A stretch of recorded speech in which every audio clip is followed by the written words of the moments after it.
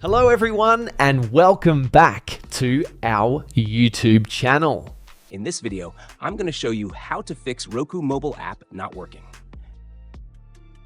First, we'll start with something very simple, yet powerful.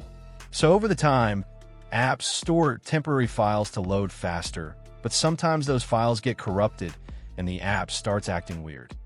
To resolve this issue, we will first head over to our device settings. From here, scroll down and tap on General. Once you're in the General Settings tab, look for iPhone Storage option and tap on it. Over here, you can either search for the app or you can scroll down and look for it. Then tap on the app.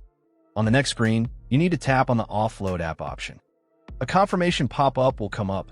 Now tap on the Offload app option here. It'll take a bit for processing, and then a reinstall button will show up. Simply tap on it to reinstall the app.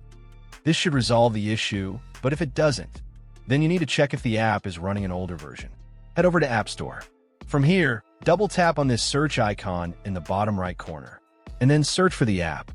Once the app comes up in the search result, and if you see this update button right next to the app, simply tap on it to make sure you're running the latest version of the app. However, if you continue to encounter this issue, then you will need to completely reinstall the app, which usually resolves the problem. Head over to this screen the way we did before. And over here, tap on the Delete App option here to uninstall the app from your device. A confirmation pop-up will come up. Now tap on the Delete option here.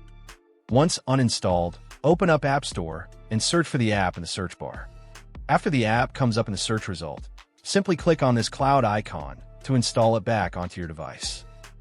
Hopefully, this resolves the issue. If it does, consider sending a super thanks to support our channel. And also don't forget to hit the subscribe button. We'll see you in the next video.